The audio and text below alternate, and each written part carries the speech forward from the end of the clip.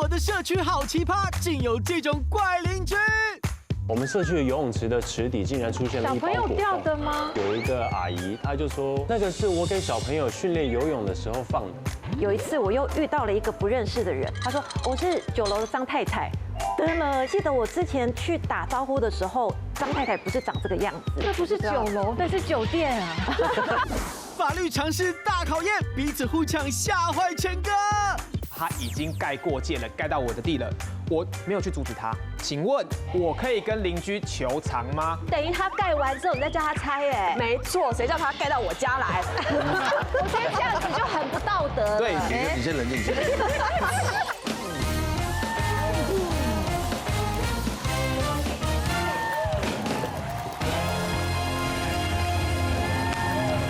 欢迎收看《女王大人》。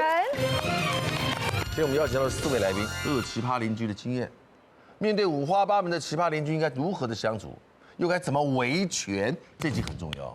重要。好的，欢迎我们今天的来宾出场，来介绍第一位。首先欢迎好久不见的浩然姐。哎呦，好久不见，来欢迎依依。耶！欢迎刘璇。哎呦，刘璇，哎呦，很美很美。欢迎杨森达。哇哦，帅啦！欢迎我们最喜欢的简大为律师。简大为律师，这个算是你每个月都会来的节目了。对，真的，因为我比较闲，所以没案件可以办。还为自己不用瞒你说，其实所有律师我们也访过一遍，都找过一遍，是，真的只有你比较闲。我会再多加努力，更闲一点。电话有大家看起来都是敦亲睦邻的面相吗？是，刘璇不一定，我非常我是好邻居哎。而且你不笑太高冷了。哦，是啦，但是我都会就是对警卫先生啊，还有邻居很友好，因为我知道说就是有的时候要帮忙嘛，有时候需要帮忙，像我对警卫先生特别好，因为我晚上需要他帮我打蟑螂，警卫会到你家帮忙？对，你这个太故意了。我要是警卫，我就说要打蟑螂，好的，我先去洗澡。没有啦。但我真的对就是邻居都很客气，像碰到小美眉，我都会跟她说拜拜，就不同楼层，我看到她我就跟她说拜拜这样子。对。来，天生有缘当邻居，奇葩邻居让我很怎么？你们的板准备好？来，让我们看你的表情，表情符号好不好？傻眼，一，惊吓，惊吓都，是负面的。刘璇，气噗噗生气，气呼呼，于浩然，无奈。那就先分享给各位一个傻眼的故事。傻眼，好，是，我们社区基本上我们游泳池算是小豪宅规格哦，所以我们一年当中会开放大概2个月的游泳池的时间，才2个月，对，为什么不是全年开放？所以是小豪宅。对，因为他要有那个管理员在，就是要有救生员执照。要救生员，对，所以这2个月大概是什么时候大概就是8月到10月？8月到10月3个月， 3个月，对就是暑假期间啦。 2-3个月，我去过他们家游泳池，媲美那个就是像国外的巴洛那种，克式的。对，很豪华，还有喷泉的那种。依依去那边游过了。其实有蛮多艺人住那个社区的啦。真的哦，对，比佛利山庄啊，还不错。然后后来我就是喜欢挑一些冷门时段，人少一点的时候去。大概什么时候呢？大概是下午2点，太阳正晒的时候。正晒，对。然后我就去的时候发现，果不其然人比较少。那时候就是那个水就比较没有那么浑浊。我就发现那个水里面，等一下，那些人去游泳还去洗澡的啦。有些人会抹一些防晒乳啊，什么东西，擦防晒油。对，久了会就比较浊一点。然后我就突然看到那个水池里面好像有一张像发票的东西。哦。然后这时候我使出一记躬身下潜，就是这样子，然后就潜到水底去帮社区做一些清洁服务。对，浪里白条啊。是。然后拿起来之后发现不是发票哦，有重量。有重量我就害怕了，因为水里面条状物有重量的，我怕我拿到女生的一些生理用品。我拿起来之后不是，仔细一看，一包果冻。果冻？对，我们社区的游泳池的池底竟然出现了一包果冻。小朋友掉的吗？后来我就发在社区群组里面，我说奇怪，我们社区为什么游泳池里面会有果冻？对，怎么会呢？对，结果就突然有一个阿姨，她就说。哦，那个是我给小朋友训练游泳的时候放的。哦，孩子没捡上来。不是，为什么训练游泳要放果冻在水池里面呢？我能理解，因为他要像你一样躬身下潜嘛。对，它就是为了让小朋友比较怕水的小朋友，就是你成功憋气啊，或者是自己愿意游下去，有一个目标嘛。对。可是偏偏我们这些成人在游泳的时候不一定会知道那边有果冻嘛。我们如果脚不小心踩到，那果冻一爆掉，整个水质什么无微不微就受损了。哎，对不对？整个游泳池的水就偏甜了，就开始还会有细菌滋生，对，让水变甜，而且会滑哎。对啊，对啊。然后我就想说，在水里放果冻太诡异了，我就说，哎，那个以后是不是不要在那个水池里面放果冻？他说我是不小心，就是在那个教练还没到的时候先放，我下次会等那个教练到了再放。听错重点了，他还要再放果冻，然后我就说，是不是可以考虑换其他方式，放一些那种水里面可以放的东西？对，不要放食物。对，然后他这时候就说，奇怪，我之前在别的社区住的时候，我都是放果冻，还有其他东西，其他住户也没有意见。就这个社区怎么会有人反映小朋友学游泳不能放果冻？太没有爱心。哦，说你没爱心，没爱心，所以后来我就不能放果冻是两社区里面比较没有爱心的人。现在我的风评就是没有爱心的人。你会因为你自己是公众人物的身份，不太好意思在那个住户群组里面抛一些意见吗？你说脏话吗？就是什么是脏话？你可能不笑的时候看起来有点严厉。那是社区群组，不笑严厉的是刘选。我没有。对。在社区泳池放果冻是一件很正常的事吗？还是我这个人太苛刻了？而且你们家的管理员没有尽到责任啊！是，我不知道。对，因为我去他们家游泳池的时候，管理员对于我们这种外来的很严格哎。怎么说？就是有一次我没有要去游泳，我只是拍照，所以我跟你们家的跟你邻居，我们就在水池边的几个台阶，然后拍照，因为我们在拍那个商品，但我们没有游泳。然后后来就被那个管理员说，哎，有住户检举说你们没有戴泳帽。我想说我们又没下水，而且哪来的住户？游泳池上面根本看不到住户，我们就觉得是那个管理员自己想要那个管我们，就下水就要把头发包起来，卫生的。对，但是我们就只有在2-3格，我们没有真的深。你脚有没有踩到水？脚有哎，那就对了。好吧。还有问题吗？没有问题。这位住户还有问题？你好严格。我是说那管理员，你就去请那个严格的管理员去。因为我也在管委会，我知道有些标准必须要清楚。否则人家会觉得上他也在这边啊，你也不用带啊，干嘛我们要带？你知道为什么？简大为，你觉得这个可以于法有据吗？一般来说，管委会它的权利是要维护公社嘛。那公社理论上，一般人的观点来看，放果冻就很奇怪，硬币或什么的，也许还可以沟通。那这个东西绝对不行。那其实管委会或是那个救生员就应该要去制止，或至少把它打捞起来。所以其实森达跟大哥说的没有错，应该没问题哈。对，只是因为我们都会建议你不要直接去跟那个住户讲，对，最好是透过第三方，对，比较容易说服对方，也不会招致变没爱心。我相信现场是妈妈的人应该都知道，有时候你们在带孩子，孩子很小的时候，当孩子不乖或是闹脾气的时候，我们那时候通常会怎么样？会用打给警察，跟打给虎姑婆。我不会，我也不会。我妈妈会，我妈妈会，我妈妈会。我小时候你没有讲过虎姑婆被威胁过，乘着同一个年代啦，对不对？我们那个年代。就是会虎姑婆跟警察，还有大野狼，对不对？大野狼，对，大野狼，对。然后我女儿小时候呢，她就是一个有时候晚上11、2点，她突然想到某个东西的时候，她会希望爸爸妈妈带她去求证。譬如说有一些 Hello Kitty 的店，她到晚上11点的时候，她会说：“妈妈 ，Hello Kitty 的店关门了吗？”我说关了，她说不行，我要去看。哇，这么任性。对我女儿小时候是这样，那她就一定要看到我跟我老公，有时候下雨天都撑着伞，要带她到 Hello Kitty 的店，跟她说关门了。你看，真的关门，她眼见为凭。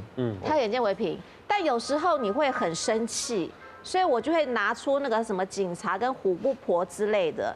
有一天晚上呢，我女儿又是在同样的事情，我忘记她要看什么，我就跟她说：“妹妹，你不睡觉，妈妈现在打给警察。”他就说：“妈妈不要打，不要打。”我说：“你不乖，你不该睡觉，打给警察。”我就拿了电话，他说：“不要打，不要打。”然后这件事件呢，就在他吵了大概5分10分钟之后就结束了。我就跟他沟通完了，然后我们就准备要上床睡觉了。这时候呢，我家电铃响了。我想说11点半，电铃怎么会响呢？我跟我老公呢，因为那时候我女儿也没哭了嘛，我们就牵着她就去开门。一开门，警卫带着2位警察，你女儿的噩梦成真了。如果我不是乖的吗？在我家门口。可是我想说，我刚刚是打假的啊，怎么会有真的警察来所以王东？平相信了，他去报案。也太容易。然后警察看到我们开门，看到我跟我老公，他也吓到了。我说怎么了？他说因为你邻居报警，说有虐儿。不要打哭着说不要打给警察，这样吗？因为我女儿要打哦，不要打，不要打。他说不要打，不要打。因为今天我觉得，如果说像，当然很多现在社会上很多这种状况，就很多人冷漠忽略了。但是如果你就听到这么一次，而且是你的邻居，正常人不会马上报案嘛，对不对？一般我会先看这家是不是常常传出孩子晚上会哭，然后我跟他见到面的时候，孩子身上有伤，然后爸爸妈妈跟孩子的关系，然后我们会先跟警卫讲，哎，那一家我常常听。一般我不知道是不是会先这样子，我女儿就哭那么一次，不要打，我对面邻居就报警了。难得听到啊，觉得可能发生事情，有可所以能。警察来了就说，哦，因为他们也来了，所以我势必还是要在他那个本子上就要受理啊。对，就要受理。然后我就在想说，碰到这种邻居就是当热心小心的邻居 OK，可是如果就是没有完全状况懂的时候，就马上报警。这样子是对的，应该是说我们现在都鼓励要报啦，鼓励的，因为打一次、打2次都不太 OK， 反正警察来确定没事就会离开。那如果当然你比较敏感，你就有事没事都打，那警察也可能会劝你说不要再这样了，因为他可能访查5、6次都没问题，那可能下一次他再打进去的时候，警察也会自为判断。但是真的还是宁可就是错杀100，也不要真的对，真的不要就后来你们是换了哪一款隔音气密窗，然后还就比较好呢？你有带来分享吗？哦，所以贴字幕的，气密窗。后来你后来自从换了那个气密窗之后就搞定了，对吧？对啊，其实我女儿当下看到警察也吓到了，因为那是她的噩梦啊。对，因为她认为妈妈真的打电话给警察了，所以就是跟大家讲说，第一个晚上不要让孩子哭，第二个就是说不要用警察、虎姑婆这类来吓孩子。对，你这样让孩子成长会不会有一个阴影？有阴影。怕警察。感觉没有到阴影，我老公有阴影。他有什么阴影？他可能有做什么事怕警察上门吧。不知道钟明哥有平常看起来都很心虚的感觉。是，他时常这样子啊，有时常就是这样很怯懦的面对很多人，眼神在躲避。我记得我那时候刚考到车子驾驶执照的时候，载我爸妈出门，我爸爸坐前座说，有警察，警察怎么了？不是，他认为警察只要你不守法，你就被抓走。他这么然后害怕他告诉我这样子，他自己看到警察就特别戒慎恐惧。有警察。你也没干嘛，是怎么了？怎么那么害怕公权力？你知道我老公就是这种人，他其实没有做任何坏事。他看到警察，有一次我们2个晚上去吃饭嘛，那他明明就没有喝酒，那有时候内湖会有一些临检，对不对？临检就看到我们就把我们车过来，然后警察也没有干嘛，我老公摇下窗户嘛，他讲。万圣节，我死地无银啦！我说老公，人家没有要吻，所以他对警察是有阴影，有阴影。他跟警察是有距离感的。依依姐，来，你刚才表情是什么去了？我刚的表情是惊吓，惊吓。对，真的还蛮惊吓的。就是我和佩佩2个人以前曾经有买过一个房子，然后你知道刚搬进去的时候，我们是不是都要先跟邻居打个招呼？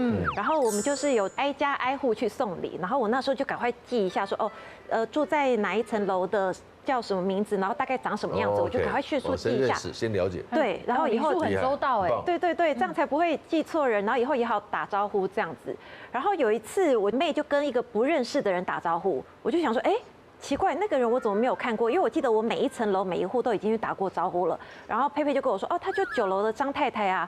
我想说9楼张太太，我记得我之前去打招呼的时候，张太太不是长这个样子。然后我就想说，是我记忆力不好了吗？还是怎样？然后后来有一次我又遇到了一个不认识的人，我就在电梯遇到他嘛，然后我就看到他按电梯按9楼。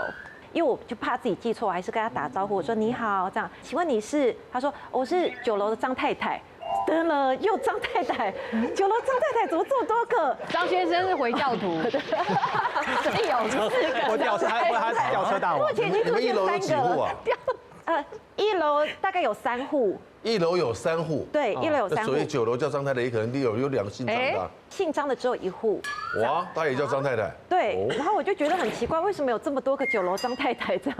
然后那时候我就一直很纳闷，然后我想说，到底哪一个才是真的张太太？然后有一次我就在那个开住户大会的时候，我就碰到邻居，我就问了一个就是感觉好像人比较好的邻居，我就说，哎，为什么我每一次就是会看到很多的张太太这样？他就跟我说，其实啊，9楼的张太太不是只有1个，总共有3个。我说有3个，真的有3个？对，他说他至少知道的就有3个。他说，其实依照他的习惯，他说其实依照我的习惯，我只要遇到不认识的，我都会先叫他张太太。因为为什么会有3个？因为陌生人都叫张太太。因为他说，因为那个张先生，就是本身有老婆就已经有3个，真正的老婆就有3个了。另外偶尔会有一些追加的，对，随时的追加的张太太出现，然后偶尔会换这样。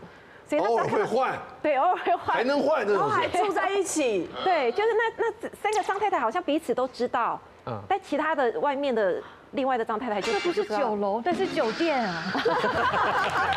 真的耶，那是酒店，还不是9楼。对，然后我就想说，哦，原来这样子，以后看到就不认识，基本上就先打招呼，说张太太你好，这样就基本上不太会出错。不用啦，就打头点头就好了，你不要叫张太太。有的搞不好是陈太太，你就叫她张太太。好了，对，反正我就觉得哦，原来世界上有这种事。对啊，我们之前有遇过那种错认，但他这个错认是反过来，怎么说？就之前有2个社区，他们有一个共同的总干事，那总干事就是一个阿伯，那跟2个社区的人都超级好，那2个社区在隔壁而已，所以他同时担任2间的这个总干，他好到什么程度？就是比如说 A 栋的15楼的阿嬷气势大寿，跟 B 栋的这个7岁小朋友的生日里面都有他合照，就是跟每一个住户都超好，因为大家都很喜欢他，他也很热心。然后有一次就是那个社区的管委会成立周年庆的时候，就举办一个活动啊，就2边社区一起共襄盛举这样子，然后就是有一些比如说buffet，然后街头艺人之类来表演，因为还挺有钱的。对，然后呢那一周刚好是那个阿伯的生日，所以2边管委会其实他们就是准备了一个就有点惊喜。就是在台上说，这个月，这周是这个某某我们总干的生日啊，请他上来就唱歌嘛，因为老人就喜欢唱歌。OK， 他上来唱了几首，然后喝完酒也很开心，然后最后。那个整个事情要结束的时候呢，他们就要合照嘛，然后合照就一定要拿红布条嘛，拿红布条，发现2边管委会都各准备了一个红布条，啊，怎么办？也没关系啊，因为就算了，因为就是小错误而已嘛。可是问题打开，发现 A 社区上面写说祝 B 社区总干叉叉生日快乐，然后 B 社区拿祝 A 社区总干这个生日快乐，都以为是对方的总干事，然后就是本来觉得没什么，但2边一起拿上去的时候，突然台下有一个住户问说啊，所以说这个阿北是哪边的总干？然后发现没有人可以回答这个问题。他不是2边都当吗？对，2边都当，但是2边都以为他只帮我们做，没有，都以为他是对方的做，然后我们这边是刚好受贿，其实大家就有点贪小便宜，没有付这个总干钱。所以2边都没付他钱，然后2边其实都没有委托这个总干。突然真相大白。真相大白，他说这就是一个他的薪水哪里来？他没有薪水，他真的没薪水。他就说他阿北后来就承认说他有一次真的就太闲，晃不小心晃进了某一个社区，然后因为他长得很像总干事。就总干事那个样子，他是不是有带一个布条写总干事？他脸那种背心，有点像洪金宝这样子，长相就很和善这样子。然后就是突然大家就邀他进去一起吃饭什么的，然后他就觉得那我为这个社区服务也没关系嘛，然后就同时当了2个社区的总干，但是其实没有人付他钱，那他就是一个入侵者。无理邻居疯狂暴走，这招是唯一办法。半夜水没了，结果后来我们去查，有一个住户呢，随即把那个水关掉。结果警卫就说，我有去跟他讲，他说，比如说杨先生，你不能这样子怎么样，他就跟他讲，然后杨先生就跟他说，烦死，我真的很想杀人。我听到就想说，天啊！这行，浩然姐打给警察，听起来很懦弱哎。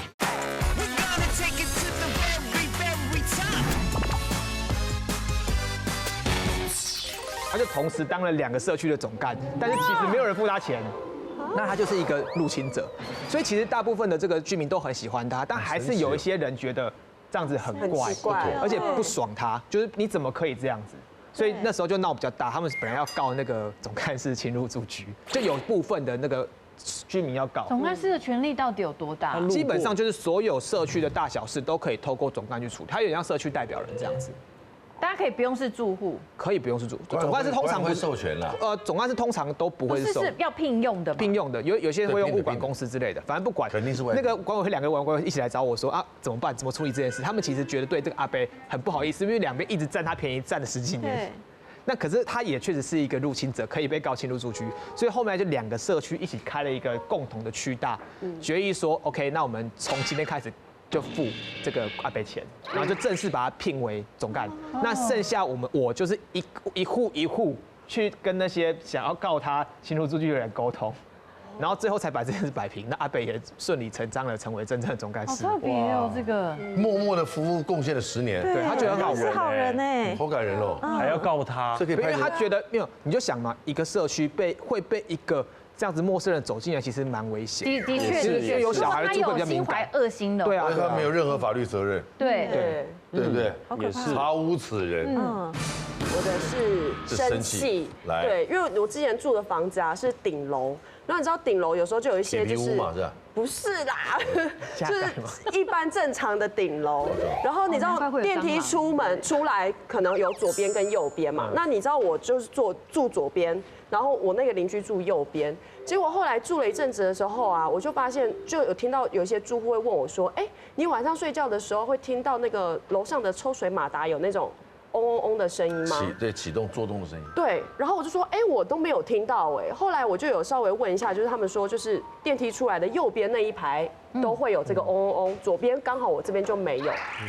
那我知道这件事的原因，会特别去问原因，就是因为当时候呢，有一天我在洗澡，我就是洗头啊，就是头上很多泡泡，在冲水之后冲到一半，哎，半夜哦。水没了，它就越来越小，越来越小。然后当下我就想说，怎么会这个样子？因为那是很崩溃的事情。对啊，然后又冷，那又是泡泡，我到底该怎么办？打给警卫，打给警卫，让他打蟑螂。哇，这是我一就是该是你报恩的时候。我就只能就是稍微先把泡泡擦一下，然后想说试试看每个水龙头有没有水啊。哎，发现说每一个水都很小，然后是完全没有热水的状态。加马达。可是半夜耶。半夜，然后我想说我没有看到通知啊，结果隔天早上我就问了早班的警卫，因为早班的警卫通常会比较熟悉整个就是住户的这些。对，我还是很多是机动的，对，机动代班的。对，然后我早上我就问那个住户，就说没有啊，没有停水啊。可是他就发现说那个晚上很多人一直跟他说停水了。然后结果就是连续几天就遇到这样子的问题，那每次碰到的住户都不一样。结果后来我们去查。他们就调了监视器，因为那个我刚刚不是说7楼出来右边的那一排住户吗？会有那个晚上那个马达的嗡嗡嗡的声音。有一个住户呢，他就受不了那个声音，他就晚上很生气的去把随机，因为他也不知道是哪一家在洗澡，随机把那个水关掉。可以动得到吗？可以，就公户关掉。可以，它是加马达吧？对，然后那个水就很小，可是我根本没办法冲头啊。加马达，因为我住顶楼，我没有加马达，我不行啊。对。结果找到了这个元凶了，然后我就跟警卫说，那你要处理一下。结果警卫就说，我有去跟他讲，他说，比如说杨先生，你不能这样子怎么样，他就跟他讲，然后杨先生就跟他说，你知道吗？晚上那个低噪音。嗡嗡嗡的把我弄得快烦死，我真的很想杀人。那我听到我想说天啊，太可怕了，我也不敢，就是我有时候搭电梯会遇到他，但我也就是你好，就是我也不敢跟他讲。那警卫先生也是说我们会就是晚上会盯紧，就是尽量不要让这种事情发生。就警卫先生就要看那个监视器，尽量如果有人上去要赶快阻止他。听起来是一个精神状态没有很稳定的人。不晓得这个怎么办呢？其实我觉得最简单就是拿一个盒子把那个锁起来就好了。哦，他是因为他是锁起来就好了，一整排。可是他都说他如果就是精神不好，他会想杀人呢。那如果真的杀人，我们就打电话给警察，就请浩然姐打给警察。听起来很懦弱哎。因为这个事情我不能去挡刀。你说这个事情只能道德劝说。对，应该说这样子啊，我们可以请，如果他有就是恶意妨碍别人就是行使这个权利，特违继续违法可以开罚。那如果真的太 over 可以强制罪，但那都是缓不济急。我们现在是要解决问题嘛？可是不能请一个师傅去找到那个比如说墙壁，或是去做一些加厚什么的。这个当然也可以，当然成本最低的方法就是把它锁起来。晚上加马达声音还是很大声，就是很安静的，你还是或者就调整一下用水的时间，让它可以早一点洗澡之类的了。那不要让它精神耗弱。因为我们那你为什么3更半夜洗澡呢？因为我半夜才回家，就没办法。刚下班。也没有玩回来，差点要掉入你的陷阱。他刚才讲说那个是有监视器拍得到人，对不对？嗯。我们社区是巴洛克式的豪宅的那种感觉嘛，所以我们有很多那种雕像，就是那种天使的雕像，在当初入住的时候，每一尊都是请专人去雕刻的。哦。然后雕刻后来住一住，对，然后住的大概2、3个月，不知道为什么哦，突然有一尊天使，他的手断了。就是奇怪，他明明是这样子扶着，就隔天起来整只手不见这样。然后每一个那开车经过的人，哎呦，怎么有一只手那个天使的手不见？然后一开始那只手人家也不知道放哪，还把它放在他腋下哪边，就是有一只奇怪的手。然后也没有人知道这件事情怎么办。然后我们就想说，那就通知那个我们当初整个建商，去把当初雕刻天使的人去把找回来。对，但是因为他们这种艺术家，你也知道，接完这一顿就不见得接下一顿，也不知道找谁。然后建商说没问题，交给他处理，然后也不知道是谁把天使的手弄断，那这件事情就悬喽。突然大概1个月、2个月，那个天使的手先包扎起来，然后开始看到陆续在施工。包扎。施工完之后不得了，包扎一拿掉，哎，那个天使的手肘有2个。怎么说？你们听过闪电9节鞭双节棍嘛？双节棍是正常人这样2节嘛？那个天使被维修完之后出现了3节。还有这样子，对，那个 F 字形，这个了吗？发育比较好。乍看之下好像是正确的，看另一个角度，他肩膀朝下，突然往前又往上哦，变3节棍，变成一个变3节棍，F 字形，然后这件事情就收工了。哦，这是小孩这是被车祸挤压过。晚上看了毛骨悚然，但是又已经结案了。哎，这是个打卡点。对，我就好奇这件事情到最后，这个应该谁来负责？2个手肘，就当然是找当初弄断人负责嘛。不知道找不到，那就是大家一起出钱，管委会把它弄回去了。对，那我觉得这蛮有特色，其实真的不该把它修好。我也觉得应该维持这样子。我觉得很好。3节的时候，你这看不到、找不到了这种。对呀，太难得了。太难得了。法律常识大考验，彼此互呛，吓坏陈哥。他已经盖过界了，盖到我的地了，我没有去阻止他。请问，我可以跟邻居求偿吗？等于他盖完之后，你再叫他拆耶？没错，谁叫他盖到我家来？我觉得这样子就很不道德了。对，你先冷静。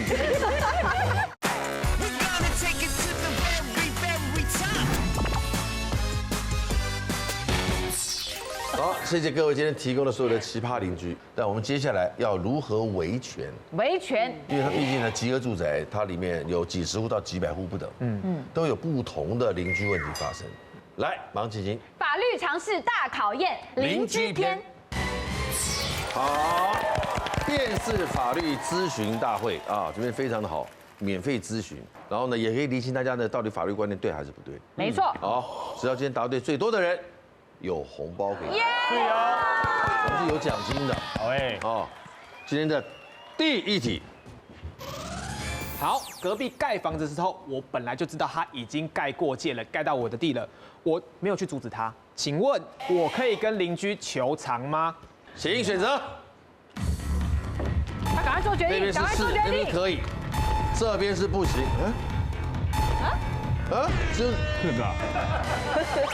只有你一个不能求偿。不是，因为他当下在盖的时候，你没有立马阻止，你已经是默许了，认同默许他在做这个违法的事了。是吗？对啊，那如果每个人都这样的话，那大家都事后我跟你不爽了，我才去求偿，那不是？哦。就像我现在看到你偷东西，我没有马上阻止你了，然后你偷完之后，我还去报警或干嘛？你是说事过境迁了？那等于我也是犯罪啦。就不是现行犯。哎，我好聪明哦。你先冷静，你先冷静。为什么还可以告？来，刘璇。因为就像违建一样，它已经盖好了，可是你知道它是违法的，你就是可以拆掉啊。它侵占我的地区，可是他在盖的时候，你知道哦。我知道，但是我为什么一定要当下呢？就算你犯罪，也有一个法律所以追诉期、啊。这样很坏，你等于他盖完之后，你再叫他拆，哎，没错，谁叫他盖到我家来？你这样很难相处哎。梁振达，他的犯罪事实还在啊，而且我当下也许在忙。对，我知道归知道，可是我还是有我自己日常生活要做，事后举证应该都是可以的。就比如说你的天使在那个修的时候，你来，我看他手都已经歪了，但是我还是要上班。但现在看到了之后，我还是不爽，我还是想抓出那个人是谁。对啊，当时那个天使的手镯正在装的时候，你经过之后就觉得那个手镯呵呵你就笑了，对不对？你说我看到这完工的时候有多好笑？对，大概这个意思。我就看你能到什么程度这样。你看，来一。因为假如譬如说今天有一个人在杀人好了，那你没有阻止，你在旁边你很惊吓，你没有马上阻止，可他还是犯罪啦，他也是杀人啦，所以不管我有没有阻止，犯罪就是犯罪，对你犯罪是你的事，对。好，4个可以告，1个不能求偿。好，答案是可以求偿。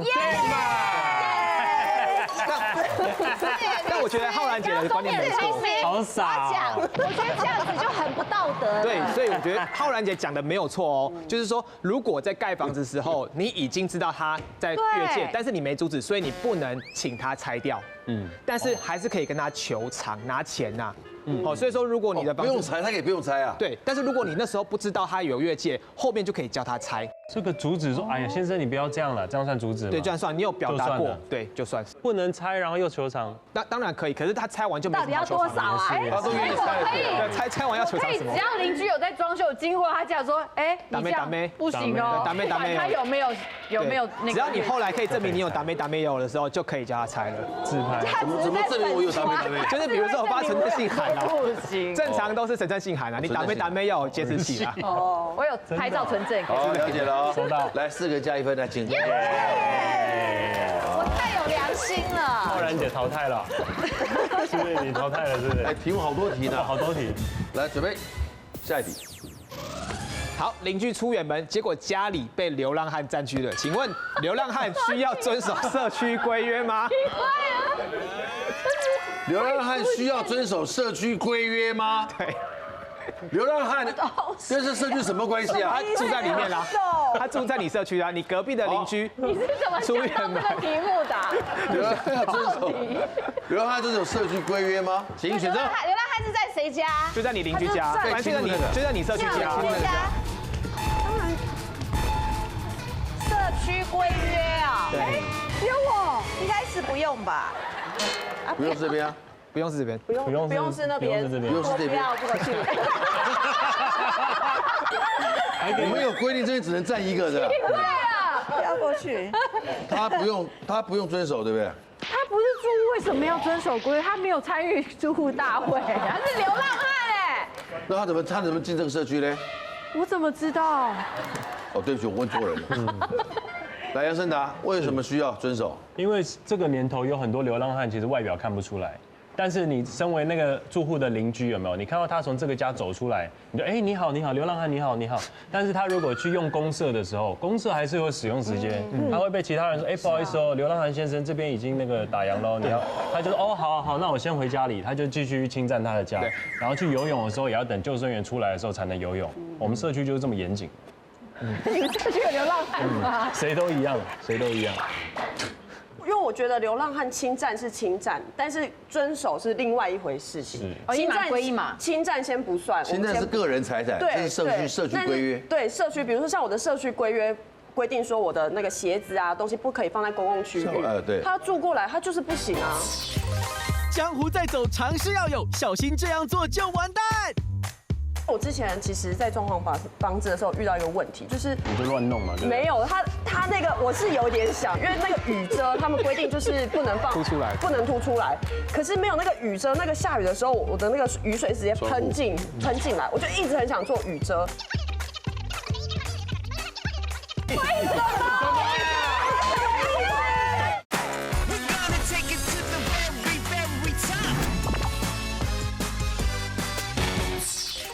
住过来，他就是不行啊。答案是，流浪汉就算住进来，也是不可以在游泳池里面丢果冻哦。对嘛？要坚守社区规律。问你，问题会这个会出现什么问题？就是当然啦，他侵占归侵占啊，屋主可以告他。那比如说社区规约说，在游泳池里面丢果冻要罚1000块，我还是会检举他。那这时候管委会还是有权利去处罚流浪汉，罚他1000块的，所以他还是哪有钱？就是我们先不管有没有钱，刚刚那个上达哥也讲，很多流浪汉其实有钱。我很好奇你是怎么想到这个题目的？因为我们法律有一条，我自己也看完也觉得有点莫名其妙。他说，不管是有权还是无权居住在这个社区里面的，都要去遵守社区规约。对对，他特别规定。身为一个流浪汉，我要先研究这个社区的规约，可以去再决定要不要去侵占那个人的去家，影印一下社区规约这样子。哎呦，我们还蛮有法律常识的。对，我们有逻辑。好，准备好了，进行下一题。其实大家很常见啦，隔壁邻居的屋檐导致他的水一直滴到我们家花圃，我没有损失，但我就是不爽。请问我可以告那个邻居要拆除那个屋檐吗？可以告他，而且让他拆掉吗？请选择。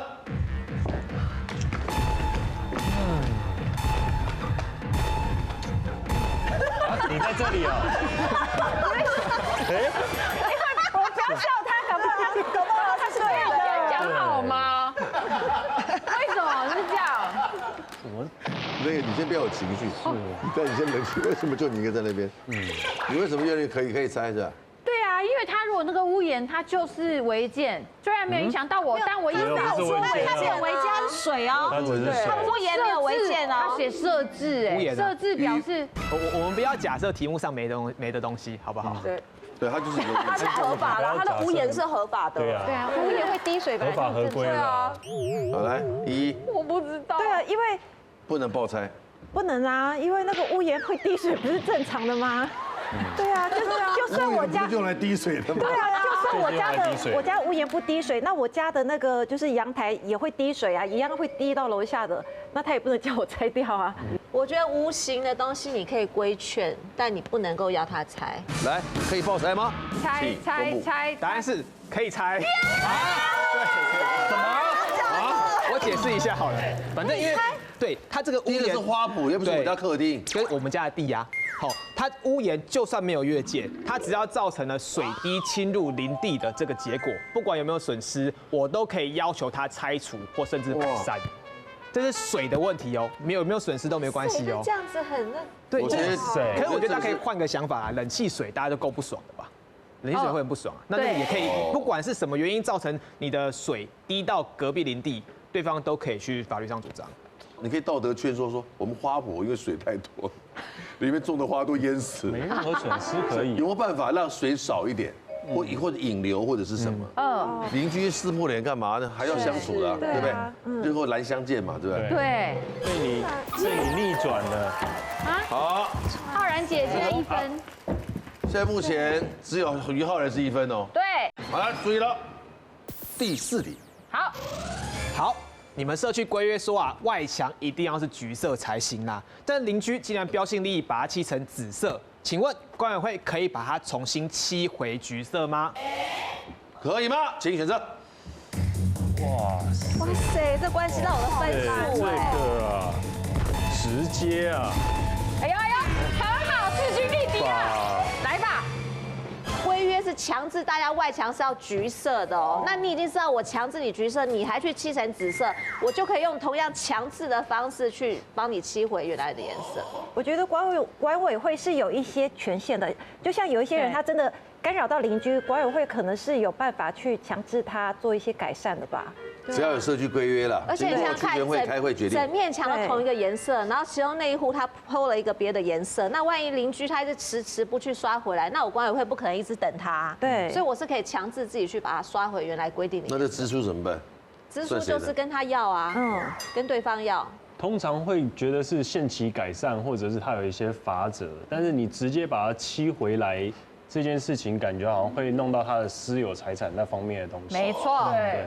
然后，而且你的漆如果不是我喜欢的漆，那这样大家变成你是防水漆，然后你弄一个奇怪的漆弄上去，那这样你就变以暴制暴的行为，我觉得不太好了。哦，可以限期改善。他只能规劝，他不能直接把那个漆成他要的颜色。对。我也是认为不能直接，因为我之前其实在装潢房子的时候遇到一个问题，就是你就乱弄嘛，对不对？没有他那个我是有点想，但是我想说算了，等一下被检举，因为那个雨遮他们规定就是不能放凸出来，不能凸出来。可是没有那个雨遮，那个下雨的时候，我的那个雨水直接喷进来，我就一直很想做雨遮。然后那时候我朋友就跟他说，其实你可以做。他说：“我说管委会说不行。”他说：“那可以做，他们没有办法把你怎么样。”可是我后来想想，我怕以后没工作，所以你先找简大为律师。请问一下，大楼的外墙的权利是不是在那个管委那边比较大？一般来说，就是那一户的外墙就是归那一户的。一般来说，就是算我个人所有财产算个人的。哇，他这样一讲呢，他就讲那就不能了。他只能规劝啦。对了，我来了，来了，答案是，那就不能再讲答案是不来了。可以。你刚不讲了吗？他这样的财产不是不能碰吗？可是它是也影响到大楼外观啊。好，这是特别规定。其实我们原则上法律全部禁止自力救济。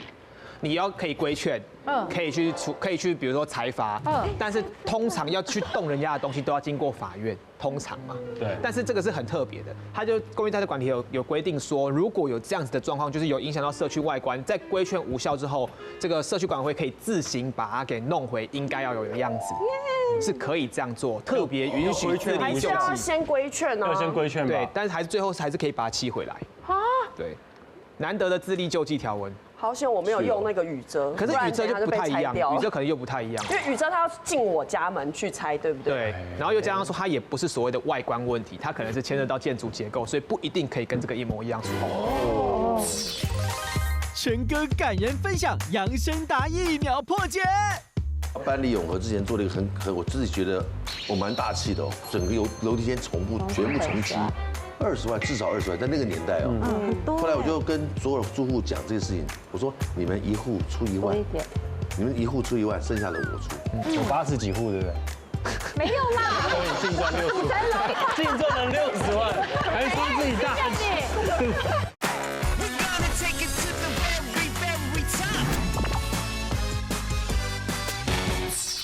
现在目前最高分1一个人独走了。哇塞，一人独行，3万对，4分对4题对3题，还剩下吗？来就位。哇，各位亲爱的朋友，最后一题，来，我住在公寓哦，我住在最高楼层，顶楼漏水了，就是我家的屋顶那个地方漏水了。请问我修理完之后可以跟邻居求偿吗？我家住最高楼，对，比如说我已经住最高楼了，对，就是我已经住最高楼，上面没有住户，没有住户了。但这个漏水的我把它给修了、整了、弄好了，这个费用我可以跟整个大楼求偿吗？对，公寓最高层嘛，就比如说公寓4层，我就住4楼，那可是顶楼还不是有一个天台什么的吗？如果漏水漏的那是我家屋顶嘛，我修完之后可不可以跟邻居求偿？哦，好，可以吗？请选择。我们大家都在看一先走，等，骗你的。啊，就是可以求偿吗？我也觉得是可以耶。我觉得顶楼是跟管委吧，不是跟邻居吧？哎，你为什么说向邻居求偿？公寓通常没有管委会啦，公寓邻居其他住户，对，邻居跟谁求偿？邻居就整栋楼邻居求偿啊，就是没有管委会的状况下了。对，其实管委会其实跟邻居差不多意思啊，因为钱也是邻居来的啊，一样意思。也是。你这样讲好像是你哎，我要跟他不一样啊。我突然觉得应该不行，好像是，因为我觉得这题有陷阱。为什么觉得可以求偿？因为其实它顶楼其实是公共区域啊，对，那公共区域有问题，本来就是住户要平分啊。因为我之前住顶楼的时候，管委会有跟我说过，如果比如说10年过后开始漏水了，他就说那这样子就是管委会出钱把重新上面的这个防水层再重新再做一次。那我就认为就是说，哦，那这上面就是大家都会出钱的，对，大家的钱做的嘛，对，是吧？没错。大家的钱做的嘛，对不对？对啊，我去修是我救了大家哎，该拿钱吧。可就你家漏水而已啊。可是他也可能因为再严重，他可能会漏到其他户啊。到时候再说啊。我修的是公共区域。扬声岛有很多恶邻居的。你这样才是恶邻居吧？养生大家没爱心，没有弄到我家。冷漠那可能到时候再说，到时候再说。冷漠的邻居。说到我这边再说啊。对，一般会这样没爱心。是，如果答案是 yes， 一今天就是最高分。对如果答案是 no， 今天你们3个人是最高分。哦，好不好？答案是好，答案是共好。可以求差。可以就。真的可以哦。对，可以，因为这样讲好，其实公寓大家的习惯是顶楼给谁的？顶楼就是最高层的啦。对，就他可能会甚至设栅栏啊，就不让大家上去。也有，但就算是这个状况，只要顶楼出现损坏，比如说漏水，他修的钱还是整栋公寓平分。是，哦，就算他占用也一样哦。这个占用这个说不过去。对，但是当然他你们有没有看到那公寓顶楼？都会弄。你们3楼要上4楼这边，你就发现我在4楼到顶楼，上不去了我做了一个铁门，没错，直接拿到顶楼变成我合法使用。对，然后大家不能上。加盖。对，加盖有可能加盖，但是顶楼的漏水还是大家一起分。哎，这就不太公平。这就不公平。但当然，他占用其他人还是可以跟他要拆除啊，或是让法院叫他说要让这个顶楼给大家用。但是就顶楼坏掉这件事情，原则上还是大家一起分，因为它就是公社，跟流浪汉一样。对。我以前在永和住永和的时候，我那时候要搬离永和之前做了一个很我自己觉得我蛮大气的哦。我当时才30岁而已，然后我说整个楼很暗，灯光坏掉，然后楼梯间很脏。那是4楼、5楼的公寓。我那天我就心血来潮，我就把整个大门换新，用不锈钢换成，不是把那个铁吗？那个铁，然后整个刷红色的那种嘛，直接换成不锈钢的。然后每个信箱这样子，然后呢，整个楼梯间全部重漆，全部粉刷完以后，然后换灯泡，我就去估价，就一估起来快20万吧。哇！20万，至少20万，在那个年代哦。很多。后来我就跟所有住户讲这个事情，我说你们一户出1万，你们一户出1万，剩下的我出。大家就深表认同。然后达成协议。有80几户，对不对？没有啦，所以净赚60万。5层楼1净赚了60万，还说自己大气。对，5层楼的双并公寓，拿来了80万。80几户。还赚1万，数学好赚哦。好了，来一留下来，其他的往后推一步。准备，厉害！来颁奖。后面，恭喜！太厉害了！人生的猪肉面，好开心，太棒了！别把。哎呀，随着时代的演变，我们现代人不像以前，真的，在我们小时候真的是敦亲睦邻啊。我们现在都习惯过着各自安好、互不打扰的生活。当我们和邻居呢发生争执的时候呢，有时候可以停下来想，静静的想一想，你拿捏好让彼此呢比较舒适的分际和界限，不要随意的去打坏的关系。毕竟家中呢有临时状况发生，或许邻居才是那个随时能够帮你一把的及时雨，对不对？孔子子曰：“德不孤，必有邻。”对，只要你是有德性的人，你是一定会有邻人跟你相处，是，对吧？好不好？女王大人，下来见 ，See you， 拜拜。谢谢大伟，谢谢。